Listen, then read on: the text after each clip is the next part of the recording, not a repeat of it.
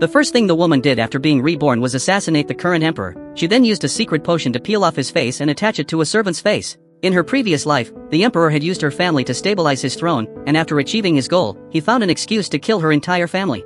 Fortunately, at the moment of her death, a golden light sent her back to the day the emperor got married. Determined to escape her tragic fate, the woman summoned up her courage to kill the emperor and found a servant to impersonate him, hoping to secretly control the entire country.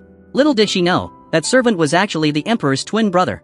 20 years ago, the old empress gave birth to a pair of twins, but after the national master's calculation, she firmly believed that the eldest son would become the new emperor in the future, while the youngest son was a disaster for the entire country. This made the old empress disdain him so much that she refused to even look at him, and finally ordered to send the youngest son to the borderland, forbidding him to leave without permission. Unbeknownst to anyone, over the years, the man had been investigating his own life experience. After discovering the truth, he secretly returned to the palace and became a servant of the empress. Just as he was struggling to figure out how to reclaim the throne, he was shocked to find that the empress had personally killed the emperor and asked him to disguise himself as the emperor. When the empress saw the servant wearing the emperor's face, she was surprised that he really looked exactly like the emperor, which made her instantly suspect the servant's identity. But just as she was about to kill him, the servant said that the emperor had already been killed by her. If he also died, she would have no one else to impersonate the emperor. Helpless, the empress had to spare the servant.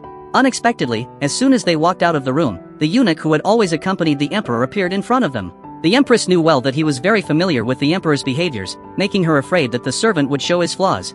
Sure enough, the next second, a single sentence from the servant aroused the eunuch's suspicion. Just as he was about to propose verifying the emperor's identity, the empress slapped him first, then said that the emperor had only been poisoned by the enemy, which made his tone different from before. Terrified by the empress's momentum, the eunuch immediately knelt down and begged for her forgiveness. The empress knew that to make the servant perfectly disguise himself as the emperor, she had to explain everything to him. And when she mentioned that the emperor had a twin brother in the borderland, the servant suddenly perked up only to find that the portrait everyone showed him was extremely ugly, and the empress wanted to send someone to kill him every moment. This made the servant very curious.